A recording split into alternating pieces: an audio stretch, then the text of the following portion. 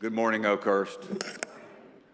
I'm Rick Barger, and my wife Harriet and I first came to Oakhurst in February of last year, and we were immediately smitten. I mean, it was love at first sight.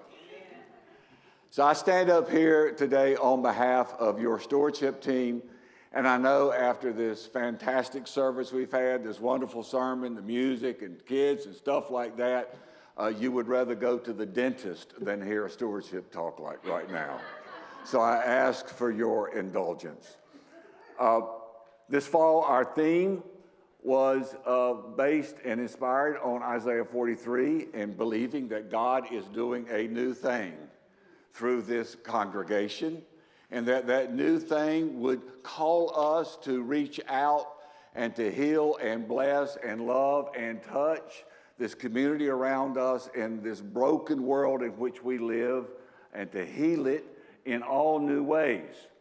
And that at the same time that we as Oakhurst would become this magnificent, beautiful, multicultural community that loves one another, listens to one another, sees one another, that we become so beautiful in doing this, that we become this sign of what God wishes for all humanity.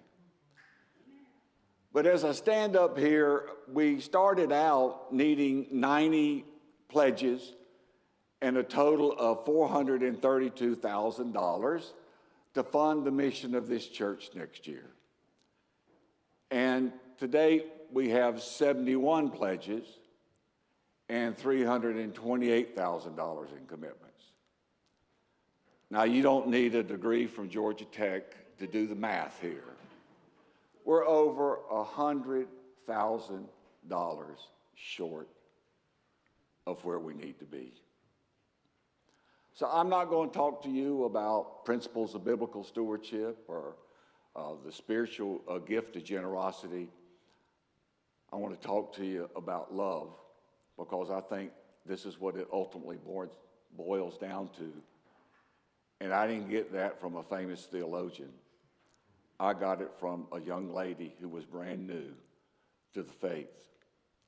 It was decades ago, longer than your first go. I mean, it was decades. I'm an old man standing up here. When I was called to this very small, as a newly ordained pastor, to this very small church south of Tampa, Florida, and it became evident pretty soon that God was at work doing a new thing through us. That this congregation that had been stuck for so many years began to grow.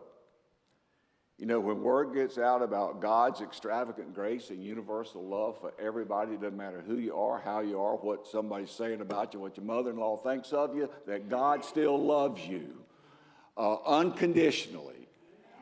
Well, when children know that they are loved, when a congregation is known for standing with the poor, the powerless, the disenfranchised, and those in our community, the ones who were most exploited, the migrant workers in the citrus fields, people began to pay attention.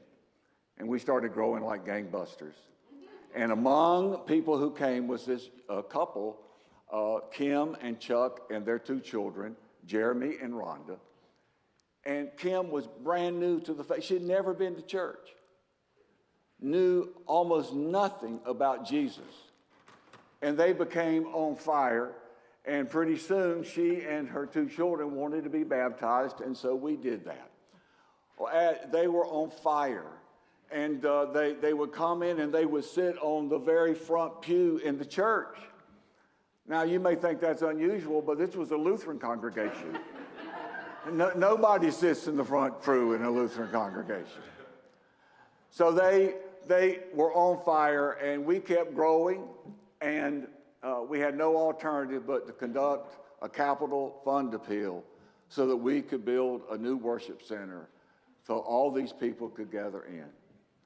Kim was so fired up that she said, look, I want to be on that team that goes out and calls on people in their homes to give. And she did. But it wasn't long till I'm out on a Saturday morning washing cars with our youth in a fundraiser, and Kim pulls up in her car, and she's really upset, and she's crying. She says, Chuck and I need to come see you. We've got some rethinking to do about this church. She had called on a very disgruntled member who was not at all happy about all these people invading our church and the universal embrace of all people. So we met in my office as quickly as we could, and I had obsessed over this. I was so upset that this person new to the faith would be rained on and spoken to like that. I mean, she said that they named all that was wrong with the church and that she had a list of everything that was wrong with me, and I'm sure that was a long list. So when they came in to see me, I had obsessed and was convinced they were going to tell me they were leaving the church. And I would be brokenhearted over this. And she said, Pastor Rick, Chuck and I have been talking, and if we got people that upset in this church, we just got to love them more. We just got to love stronger. This church matters too much. We love this church. We love what it's doing to our children.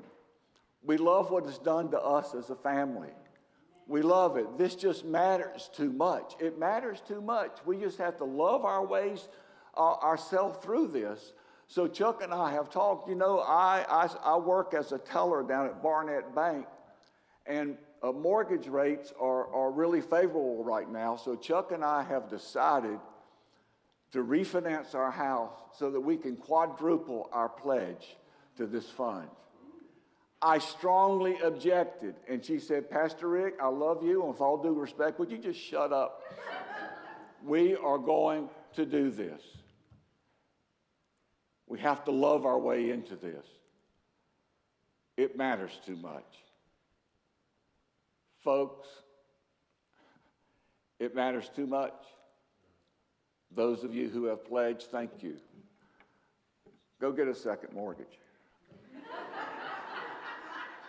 Those of you who haven't pledged, join in on this movement of love. Let's love our way into this new future. Let's love our way into being the congregation that God is calling us to be. Help us to tear down barriers and build this path that the Lord calls us to. Help us to do that for our children and for the sake of this broken world. Let's love our way into this. It matters too much. God loves you, and I do too.